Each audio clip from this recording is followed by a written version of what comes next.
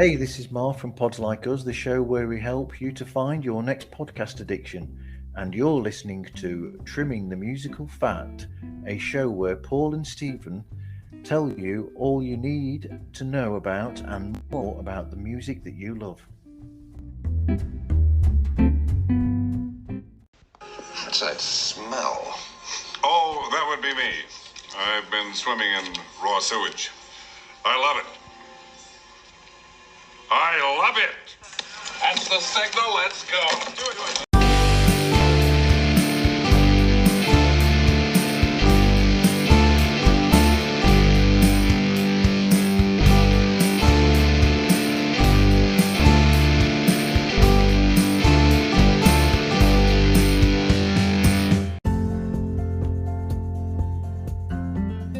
Hi, welcome to Trimming the Musical Fat. I'm Stephen Nicholson. Paul and I were delighted to recently catch up with Marv, the host of the excellent Pods Like Us podcast. In our conversation with Marv, we talked about his reasons for starting up Pods Like Us, before switching the conversation to music and to one of Marv's big loves, which is Paul McCartney.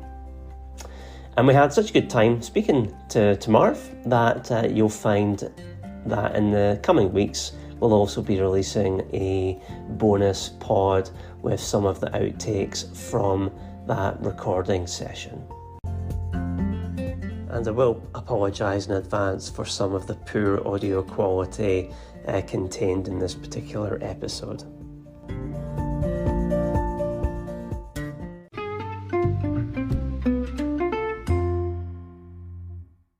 Okay, so Marv, you of course present the excellent Pods Like Us podcast. So perhaps you can tell our listeners what the podcast is all about. Pods Like Us, I speak with podcasters or people who are behind the scenes of podcasts, and sometimes I talk with people who listen to podcasts as opposed to podcasters, and to get an idea of what's behind a podcast. That's what I get from the people I talk to who make them.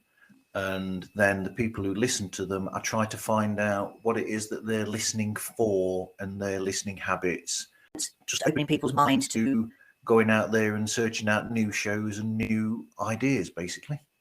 No, it's great idea for a podcast and a really good listen. And how long's Pods Like Us been running for now, Marv? I started recording the show in September of last year, of 2020. The COVID year, and then it started going. I started putting it out in because by that time I'd already got 11 shows in the can ready to go. It's strange. I went from not being a podcaster to a space of 2 days recording 9 episodes. That's impressive. And then recorded another couple. Yeah. That's impressive. I'm not doing that again. No, that's impressive. But as you know, it's good to have.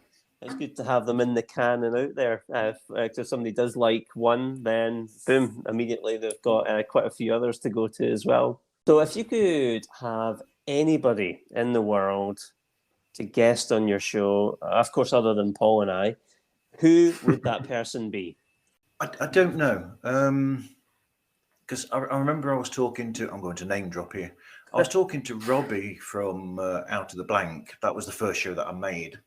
And we were both saying how, in some ways, you know, celebrity podcasters, that might be a bit of a thing, really. So much as I'd like to speak to people like, you know, David Tennant and all these other people, in a sense, getting those sort of celebs who do that, they've got a certain way about them where, because of the professionalism and, you know, they've got agents and that, they'll be a bit more guarded and specific about what they talk about. If you get a normal, I say normal podcaster like yourselves, chat that I think is more interesting than chat that's, you know, stuck to a specific celebrities.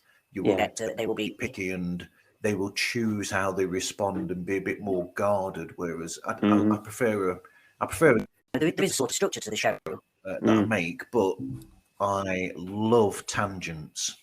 And we're discovering that already, Marv. Thank you. We've been recording for nearly half an hour and not even discussed the subject at hand. Well, we love going off on tangents as well, so you're in good company. So what's been your favourite episode to do on pods like us, and what made it your favourite? Beforehand, they asked me a different question where they've said, what's the most difficult episode? Oh, you could answer that one. After making The show now for so long, I've actually worked out that the difficulty about that actually makes it now one of my favourites to go back to. So my very first favourite, because that was the first episode that I ever made. the one with Out of the Blank, and he forced me into it because I was going to record it. I sent him the bullet points. And he just sent me a message back saying, I'm starting a Zoom chat now, let's do it. So that was just thrown there and then.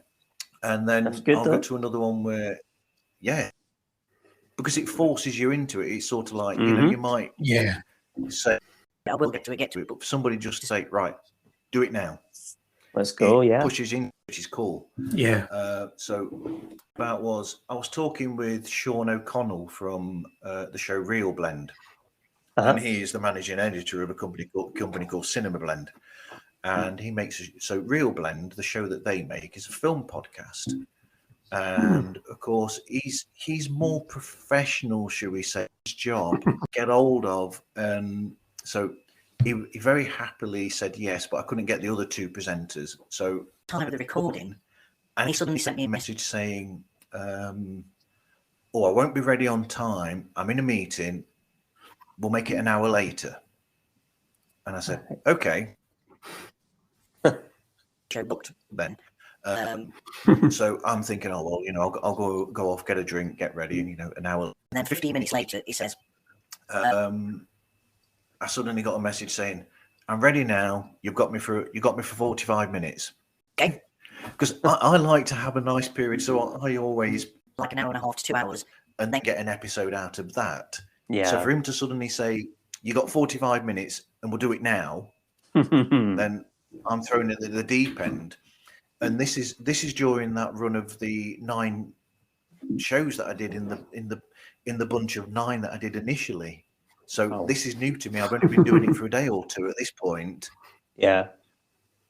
So for a newbie, it's a bit of a thing to put them into. But so I used to say it was a different episode because of that, but now it's a favourite because just like the one with Robbie, it forced me into a situation where I've had to learn quickly and how to just do it. And so it's an important one in a way. So like I said, my mind's changed over the year or just over a year since, from it being a difficult episode to it being an important episode.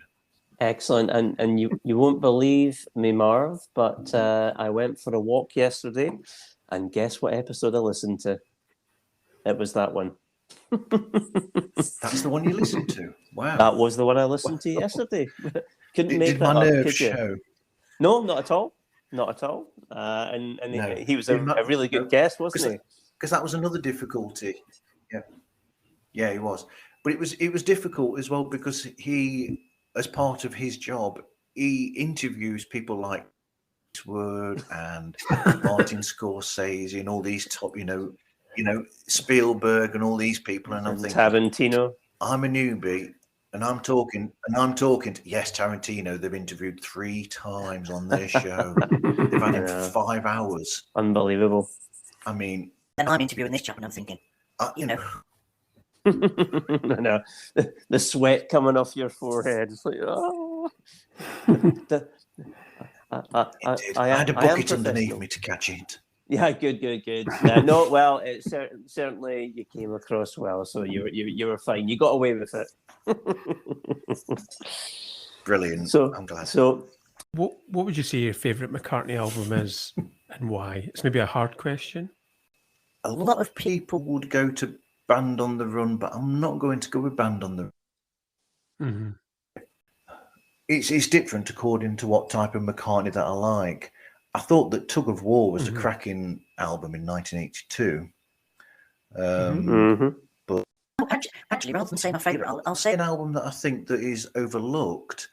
I think the Electric Arguments album that he did as part of the Fireman project, I think that's overlooked, and I think that's a cracking album that shows the inventiveness of Paul and his experimentation and the openness that he's willing to just do anything. Yeah, no, it's a really good album, and of course, he did a couple of the tracks live as well from the album on the tour after it. So yeah, did Highway live. yeah, it's a really Yeah, that's right, yeah, and Sing the Changes, I think. Yeah, but no, that's Changes as well, which I think is. I think Sing the Changes is a perfect display of McCartney's incredible innate, because I think Bob Dylan actually said in an interview once, he said that nobody can write melodies that are just as perfect as McCartney's. I remember the song as well. There was a video for it as well. He made for Sing the Changes. I remember buying it on iTunes way back in 2008. When you got the album, I think you got the video with it. And Marv, what would you say? I think so. If you had to pick your least favourite, which one would you consign to the trash can? Notice I didn't say hate. The one that I least like is, and I feel bad doing this because everybody throws this one under the bus, I think, or a lot of people do. I'm not particularly fond of Driving Rain as an album. Yeah. I think it's overlong, and also there's certain areas where he was having a problem with his voice at the time, apparently, and it was causing him problems with his voice. And I just thought, how much of a problem would it have been for them just to have waited a bit longer for him to get his voice better, and then he would have had a perfect vocal. Like there's songs that are recorded later on where his voice is flawless, and you think, well, he could have just redone his vocals for those other songs then. But it's almost a lazy album in a sense. Yeah, I'm not going to say Press to Play because it's a incredible experimental album. Paul likes to experiment and take risks, even if they don't always work out to everybody's, liking. It'd be good if you could do like a remix, because there is good tracks on it, and there's good songs that, of course, didn't make it onto the album, but there's something about that production, and if you could, there is good songs in there. It's just to get the right sound for them. Yeah, I've read about that album because that's right. Yeah, there's because it's its anniversary. It's its anniversary this year, 35th anniversary, and it's got an interview in there with the producer Hugh Padgham, and that's right. Yeah, in the interview that he didn't actually like any of the songs at all. and my thought when reading that interview was, well, why on earth did you produce the album if you didn't like the material anyway? At the time, wasn't he? He'd done Phil Collins and stuff. Yeah. I mean, the big. Yeah, because he did the Phil Collins Genesis. Of course, he created. Did he create a drum effect? With the song "Intruder" by Peter Gabriel as well, and then he produced "Synchronicity" and "Ghost in the Machine" for the Police. Yeah. Now, did I not read that he had said that he found working with Paul McCartney a challenge? Is that who I'm thinking of? Yeah, it is. Yeah. And that was a nice way of putting it. I don't think maybe it was as polite as that. No, I was being polite about it. Yeah. Maybe it was just egos, But when those challenges work, when those challenges sometimes challenges like that can work, because I think when he worked with Nigel Godrich on Chaos and Creation in the Backyard, the sniping and the difficulties that they had in their relationship, and Nigel saying to him, look, no, work that up, mate, it's not there yet. And this thing kept irritating the hell out of Paul. I think it actually caused Paul to make the songs actually better, so it works. Album's it made the album much better. I think that's a standout album for Paul as well, actually. Yeah, so do I. I think it's his best album of the 21st century, and I think that that little mini documentary that accompanied it when it came out is fantastic. That was fun. So if you ever get a chance to see that, to anybody listening, check it out. It's really, really good. But yeah, I think Nigel Godrich forced them into making a better product, if you like, and it's a great album. So Absolutely. So McCartney's been re-releasing his solo albums as part of the Archive collection for 11 years now, since 2010, which started with Band on the Run. And obviously it includes a lot of additional material on the Archive collection. What album would you like to see released next? And you've maybe already answered this in the previous question, but maybe it's not. I definitely like. I would definitely like Press to Play to be, a really good package for that to come out. But then again, I'd like to be a really good reissue as well. But going back to Press to Play, I think there's certain elements of it. We've mentioned the production that irritates most people. I know. But there's certain things about that where I know there are alternative mix to YouTube. You can find them, which are better in some cases. In some cases, they are better. And then there are. It's one of those. It's one of those albums you could quite easily make the B-sides as well. If you took songs out and put B-sides on, you could make a much better album. And I was chatting with Jerry Marotta, the drummer, and he was saying to me that when for that, it was just him, Paul, and Eric Stewart from 10cc who put the original guides down. And Jerry was saying how they had a certain feel about them. Even songs like Pretty Little Head, he liked their initial guide to that. He thought that was perfect. And in a sense, I would love to hear those guides that Jerry was talking about, just to hear what their initial 3 instruments sounded like. Because in a sense, he made a mistake by overproducing the album because he put too much there to cover up for what he thought were bad songs. I think he's got the same thing where I have the same problem with somebody like Phil Spector occasionally. I think his productions lose something in a way from the songs because there's too much going on, and to sometimes strip away a song and just get the bare bones is more interesting. Was it obviously Hugh Padman done the Press to Play album? He produced it. Now, was it that album, or was it meant to be the follow-up, Flowers in the Dirt, that Phil Ramone was meant to produce? It was that album. So why did Phil Ramone end up dropping out? Because he's a great producer, obviously worked with the likes of Billy Joel. He's got a great track record. Actually, when Press to Play finished, about 2 or 3 months later, I've heard this in another Paul McCartney podcast, he started work with Phil Ramone on a follow-up to Press to Play, because that's where you've got the session for. Oh, you've got the really cracking version of Beautiful Night with Billy Joel's backing band. And that is a fantastic recording. I mean, I like both recordings. I mean, I probably prefer the later one, but that one I think is still perfectly brilliant. Could have been released at that point, because from those sessions, I think I had the original recording, the song We Got Married, that ended up on Flowers on the Dirt. That was started in those sessions, and the Flowers in the Dirt version is actually just the same version but with overdubs. But the original version with Phil Ramone was. But and Same Love, that song. Yeah. Yes. Yeah. Sorry to interrupt you, Marv. Yeah. There was. On that. So it basically made an entire album with Phil Ramone that never saw the light of day. So I'm hoping for that actually as an extra disc on the Press to Play archive reissue. So what was the reason for it not happening then? Because that's a bit of a gap in my Paul McCartney knowledge. It's difficult because so Paul was still.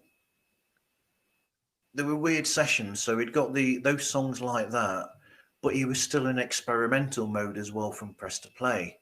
So you'd have some of the more experimental tunes as well. So technically, you would have ended up with an album that was half of one and half of the other. And the company didn't want more of, shall we say, Pretty Little Head or Talk More Talk, which there were a few of in those sessions. So you got pieces like Squid and that he did. Ended up on that album, the record company were just saying, no, we don't want more of that because it doesn't sell as much. I mean, it's crazy, really. You know, some good stuff. Companies say that, and you think to yourself, you know, press to play still is then. It still sold hundreds of thousands of copies. It didn't quite get to 1 million or whatever, but you still think, you know, if you've sold 600,000 copies of an album in the UK, that's still bloody good. He was at the bottom, really, of his commercial period. Probably at that point, his stock had went so low after, you know, things like Broad Street and then Live Aid, where his microphone didn't work. So it's a shame, but it was kind of, that was that period. Yeah. So I think that the only Phil Ramone recording that officially came out then was Once Upon a Long Ago, wasn't it? Yeah, and you've got the B-side as well, haven't you? The co-write with Elvis Costello. Back on My Feet. My Feet. That's a good song. That's a great song. I like the material he wrote with Elvis. Oh yeah. Yeah. No, definitely. I think the stuff he done with him, some of it was absolutely fantastic. What's the one on? I like those sessions as well. Oh yeah. Yeah. And stuff. What's the song on Off the Ground where it's the duet between them? Mistress and Maid. Or is it? Yes. Yep. And then great tune. You've also got on that one, The Lovers That Never Were. I prefer the version he did with Elvis, the demo. Yeah, the vocals. Yeah, the vocals are amazing. Yeah. Yeah, Elvis's vocals are really scathing and incredible. It's got, their voices work incredibly well, surprisingly. You wouldn't have thought of them singing together. No. And then those, and you think, wow, that really works. Yeah, definitely. They were a good foil for each other, and it's something you wish that perhaps would have taken forward even further. It would have been nice for them to do that. Because I think, did McCartney not co-write Veronica with? Yep. And you've got Pad's Paul Claus, is it as well on that album? Oh yeah. That's right. Paul as well. That's right. I mean, so actually, the quality of the stuff that they did do together is really high. So it's a shame they never really maintained that relationship. But hey ho. A lot of material actually for such a short period of time together. Because you've got, so Paul had songs that he'd written with Elvis. He had them on Flowers in the Dirt and Off the Ground. And Elvis used songs on Spike, and I think the following 2 albums had songs that he'd co-written with Paul. I think. Yeah. I must re-listen to Veronica. I've not heard that in years. I always thought that was a great song. And I love Paul's bass on that. Yes. The sound of Paul's Hofner bass on there. Absolutely. And it's just a really good example of the styles of the two of them meshing really well. Really good song. Yeah, it really stood out. And Paul's voice stems out in that as well in Veronica in the background. Yeah. And Marv, so we're talking about the McCartney 1, 2, 3 show, which is on obviously Disney Plus. Yep. Did you watch it? 1, 2, 3, 3, 2, 1. I did. 1, 2, 3, 2, 1. Yeah. And what did you think of it? Ted Rogers. 3, 2, 1. Yeah. Dusty Bin. Dusty Bin. You've won a Dusty Bin. Won. Thanks. Oh, dear me. I thought it was. I thought it was okay. I thought I think I'd heard that they were for nearly 20 hours in total over a period of time. Yeah. Or for the amount of time that they recorded him and Rick Rubin speaking to each other, out of interest, I'd love Paul to make an album with Rick Rubin. Yeah, absolutely. I I think that's a missed opportunity right there.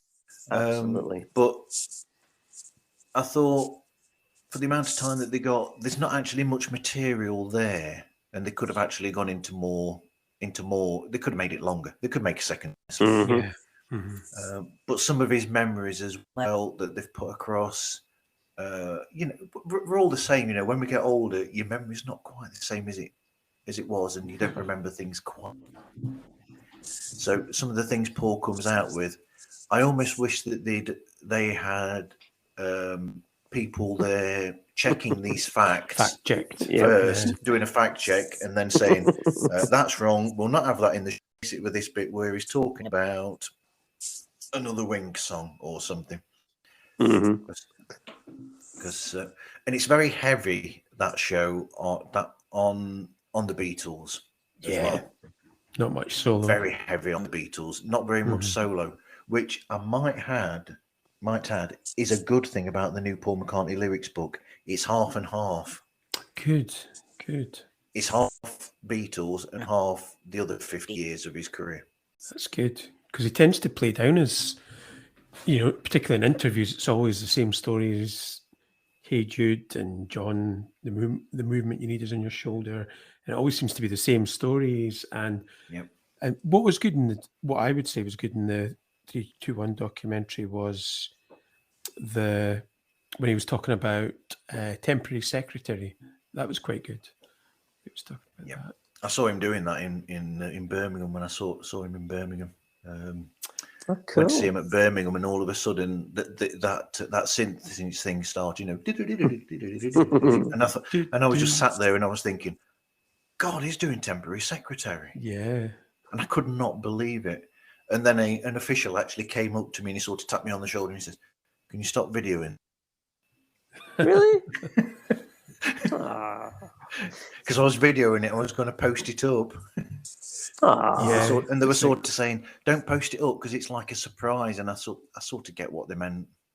I wish I'd have kept the actual video now so I could keep looking back at it. Yeah. We saw him in Glasgow in end of 2018, and he did that there as well. But so it's good when he does these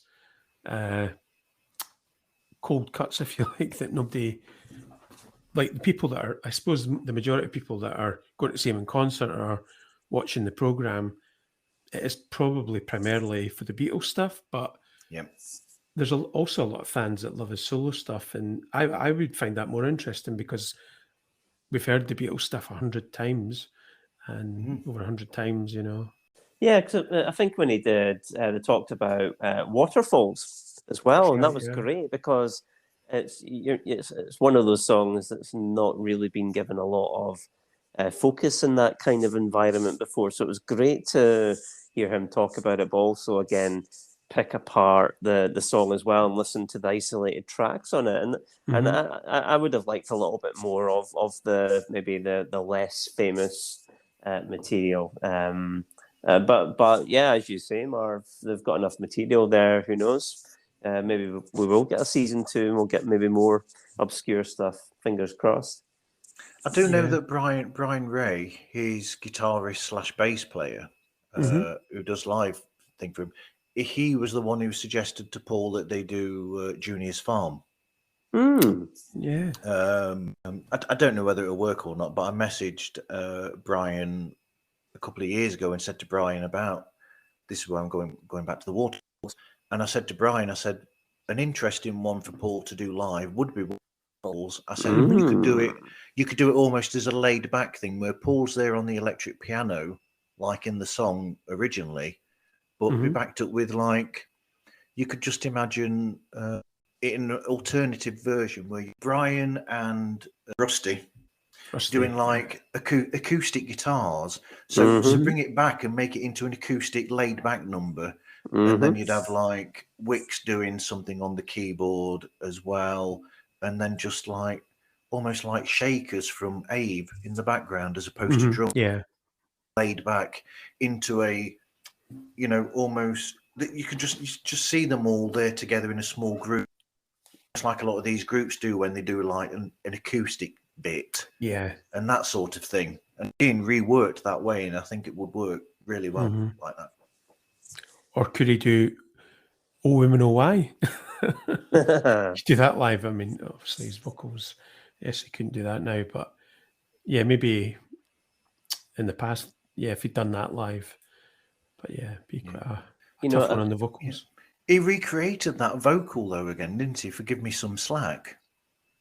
Oh yeah, in a sense, yeah, same sort of voice. He's got the the "Oh Woman, Oh Why" voice in that "Cut Me Some Slack," the song that he did with the three. You know, he said that 3 ex-members of Nirvana and whatever. Yeah.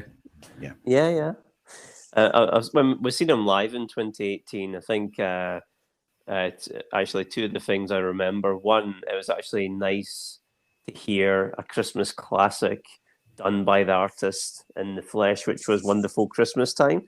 So obviously it was just 2 weeks prior to Christmas. And I love how he introduced Let Me In. Yes, this is the song from the house. Was it the household lottery? Postcode lottery. Postcode lottery. This is the postcode lottery song, you know. And off they went into let them in. You know? Dear, brilliant. Yeah, it was good. And Marv, what do you think of the recent re-release of the Beatles' Let It Be album? I think it's good. I've not actually been able to afford it yet. I think it's really good. What's there, but I was saying, I'm self-advertising here. I've got an episode coming out soon where I've talked to Nick from the Winter of Discontent podcast, where he's going through the actual Nagra reels from the real recordings from those sessions. And I was saying to Nick that no matter what they release from that, I always find fans all say, do you know what? I'd have much preferred take 7 than take 8, or I would have preferred this than that. You're never going to please every single fan. And I'm not a fan of the E disc, shall we say, where they've just put 4 songs on a CD, and I'm thinking, you could have done much better than that, really. Yeah. But I think they're going to milk it so that when the Get Back film from Peter Jackson comes out, I think that come the new year there will be a soundtrack album for the Get Back documentary series. Yeah. And are you looking forward to seeing that? You've actually preempted the next question. Actually, are you looking forward to seeing that? I'm looking more now that I've seen the recent trailer for it. Initially, I was a bit skeptical because I thought, because a lot of people were talking about possibility of whitewashing or making it seem like it was better than it was. Which, I've said to people before that, as people that have been in bands, we know that in any band you will have positive and negative, and you will fight, tooth and nail in a group. Your absolute pure joy. And you'll have absolute moments where you want to kill the person that's playing the guitar next to you. You know, so these things happen in bands. So now that I've seen this footage, it looks more like a real band would be, where they're arguing, then they're having fun, and then they're getting on each other's nerves. But that's life in a band. So I'm more interested because of the fact that you can see the negative and positive in the trailer. Yeah, it's more realistic. Yeah. Although I do call Keeping Up with the Beatles. Because it is much like a reality TV show. Oh, we've got this long to do this in. Oh, how many songs have we got? None. Oh, okay. Yeah. It's got those dramatic beats that you find in reality television. I was just going to say the exact thing. That's what I liked about the trailer, that they have kind of turned the narrative into it being the Beatles hating each other and just aimlessly recording songs into some kind of a narrative where they were actually building towards something. There was a goal, and here's what the goal is, and we're going to see them building up towards it, which ultimately ends up being the rooftop gig at Apple. So I liked that. I thought that was very clever to construct the trailer, and I'm sure the documentary or movie, whatever we want to call it, in that style there. So I thought that was very clever to do that. I do want to say something though. I mean, I've wanted to say about this for a while, which is myth that a lot of people who aren't in the know believe. It isn't actually the end of the Beatles, because they did come back together again a few months later and make the Abbey Road album. Exactly. You know that was actually the last album that they made was Abbey Road.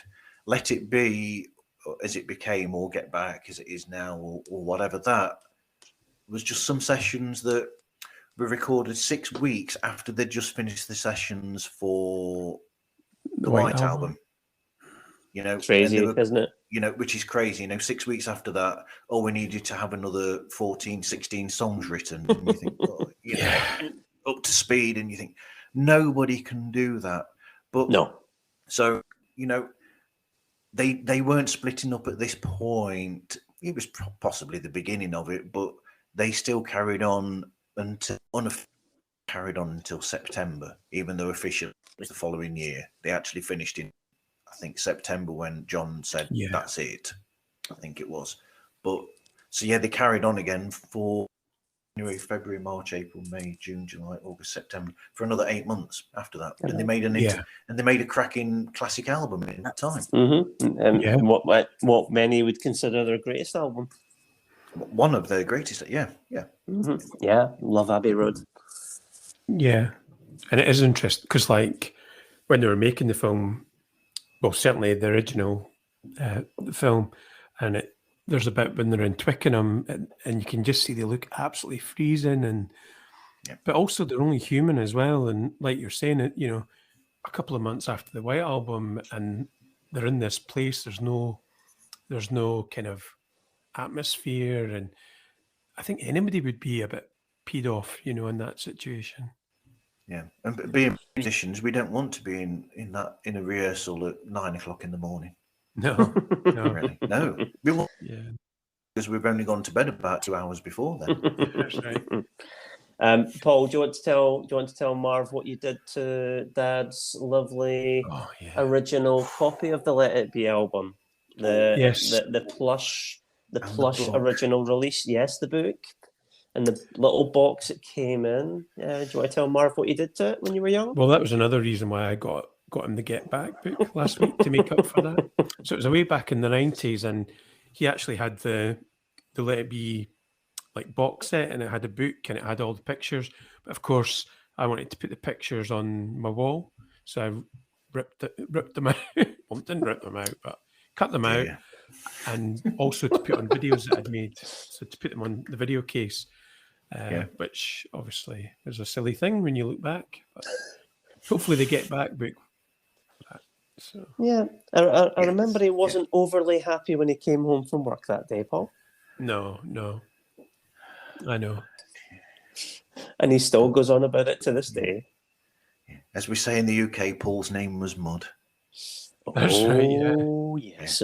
My name is Mud. Yeah. That's right. I know. It's funny because in my thinking at the time, I just thought all that was the way every Let It Be album came. Didn't realize it was so special. I just thought, they must have all came like this. So yeah. So going back to Pods Like Us, Marv, your podcast, where can our listeners hear and get in touch with you? Yep. Find the show on any streaming platform that there is. So if you want to be in touch with us, you can find us on Instagram and Twitter. So if you go, I think on both of those we're down as @PodsLikeUs. There's a Facebook page as well. If you search for Pods Like Us there, you'll find it. Contacted through podslikeus@gmail.com. And obviously you got the name from I'm assuming from Spies Like Us. Well done, that man. You've noticed, yes. My other half, Louise, who's in the other room, she actually came up with the title. Oh, well, right. Well done, Louise. That's good. Yes. Yeah, no, it is good. Yeah, she designed the logo as well. Oh, did she? Yeah. Very good. Right. And since Spies Like Us, another McCartney song which just seems to have been forgotten. Yeah. Yes, and was it his last hit single? In America, it was his last top 10. Yeah. In America, I yeah. think so. Good song. Like the In guitars America, on it. Yeah. Good video Yeah. as well. Dan Dan Aykroyd and Aykroyd. Chevy Chase, yeah. Abbey That's Road. right. Yeah. Abbey Yeah. Road. Yes, at Abbey Road, yeah. Yeah. Mm-hmm. Good song. Which He's got Paul, the Prince Charles mask on. yes, yeah. He recreated actually the Abbey Road studio, didn't he, at his own house, I think. Yeah. Stephen, what are you looking forward to then from Paul McCartney? Then what are you hoping that he'll reissue and that you'll look forward to buying yourself? Oh, I think of the albums which I have probably the greatest fondness for. We mentioned it earlier on, but Chaos and Creation in the Backyard is a personal favourite of mine, and we've not really heard anything from those sessions from memory out with what was released at the time. So I don't know if there was much material left over from those sessions or not, but I would like to hear a little bit more, because I know that McCartney was really forced, well, not forced, sounds like he's put a gun to his head. You will play all the instruments on this album. But I do know that was the case, so it'd be quite good to hear some of the demos, the isolated tracks, and so on. So I'd like to hear a little bit more from that. Going further back, I think that I know there's some of the archive collections or some albums that are still to be picked up on, and maybe something like, I think Back to the Egg would be a good one to pick up on as well. Because I know there is so much material from that period of time that was recorded, which subsequently made its way onto solo McCartney albums. I know there was stuff that got onto Tug of War and Pipes of Peace, and it would be really good to hear, if you like, the Wings versions of those songs and how they were constructed as well. So yeah, probably for me, Back to the Egg and Chaos and Creation in the Backyard. Love to get some extra stuff from them. Yep, from the Chaos and Creation, you've got a couple of really good B-sides. "Comfort of Love" is a good song from those sessions. Fine Line, that was on Fine Line, and Jenny Wren, you've got "I Want You to Fly" as well. They were good songs. Yeah, I don't know if I've heard that one. Must track it down. Yeah, what a great album that was. Absolutely, yeah, definitely. What about yourself, Paul? I would say I'm a bit of a completist and I like things in chronological order. So for him to complete the archive collection, I would like London Town and Back to the Egg, just so that brings us up to, 84? So I would like those two, because I think there's so much material, just like what Stephen was saying with Back to the Egg and London Town, and obviously the Last Flight concert, which was in Glasgow in December 79, and that was a really good gig.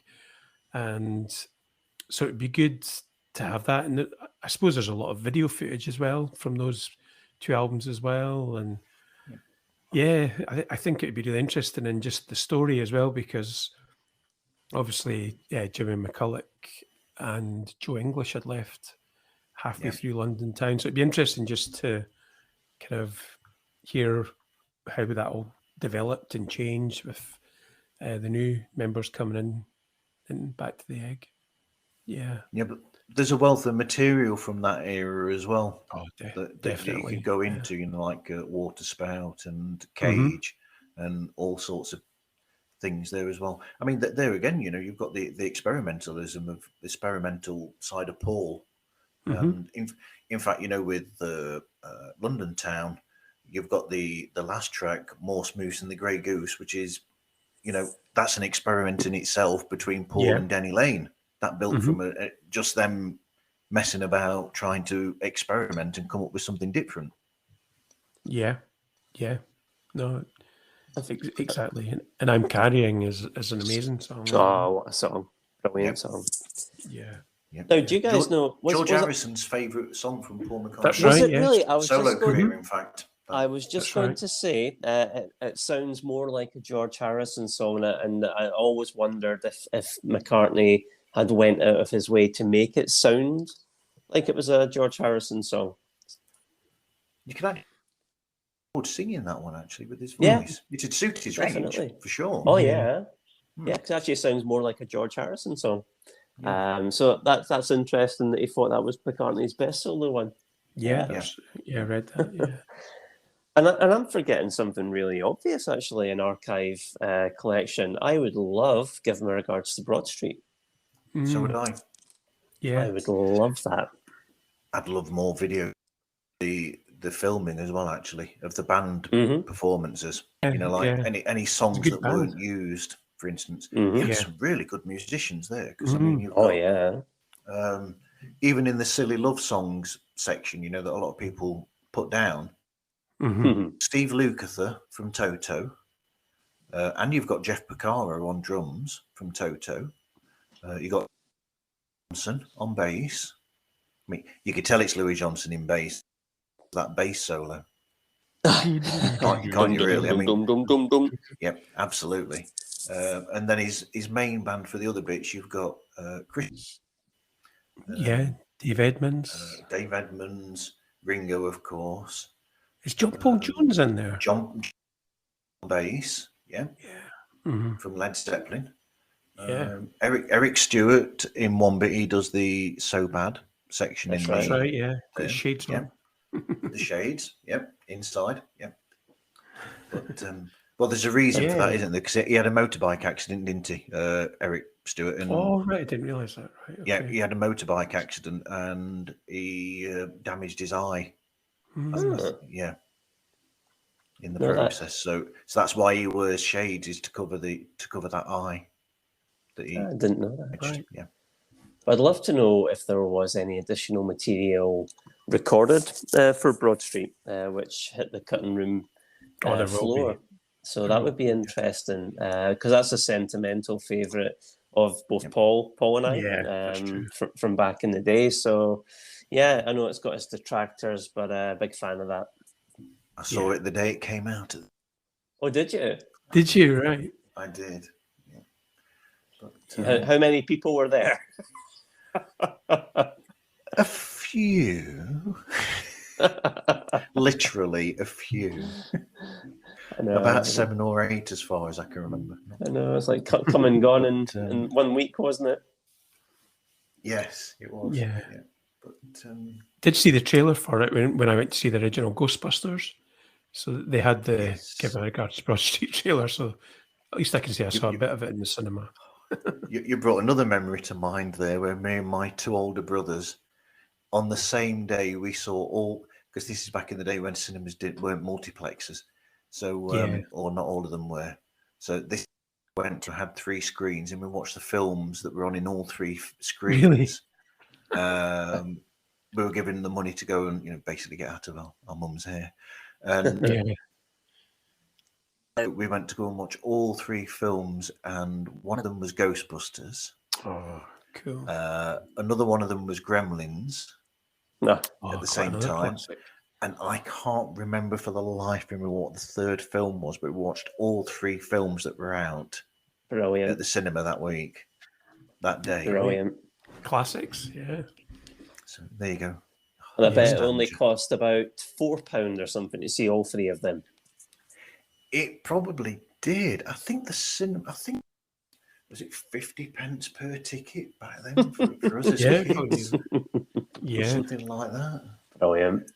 And then we used to get we were irritated because I think popcorn was about 70 pence. Oh my word! You 70 pence. How dare you charge 80 pence? Yeah. 80 for a hot dog. That's like robbery. I think 80 pence now would just get you the cardboard the hot dog comes in. Wouldn't even get you that, probably. I know. And 70p for just, I think, maybe just a kernel of popcorn. Never mind the box. Yes. I know. Yeah. Back when the cinema used to be cheap. A long time ago now. Before multiplexes, but it was more like a theatre style. They were good though. More atmosphere. Yeah, and character.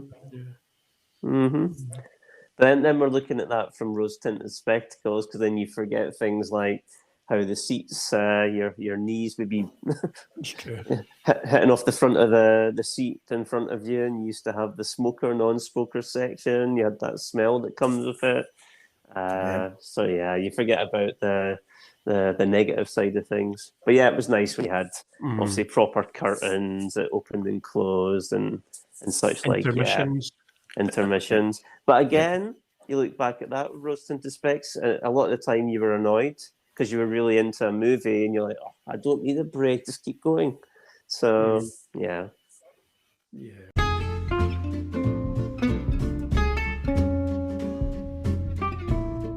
So thanks to Marv for joining us, and you can listen to Marv's podcast on all major podcast providers.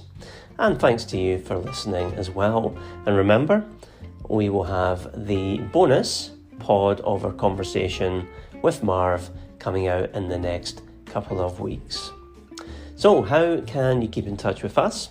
You can check out our website, which is www.trimmingthemusicalfat.com. You can subscribe to the podcast to get access to exclusive bonus pods.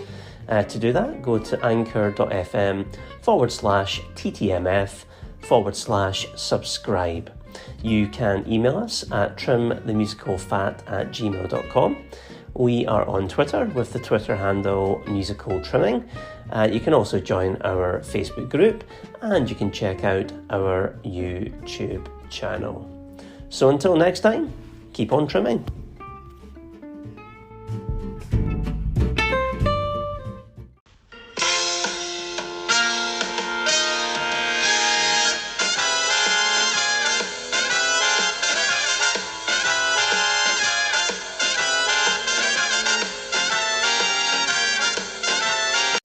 I love it. I love it.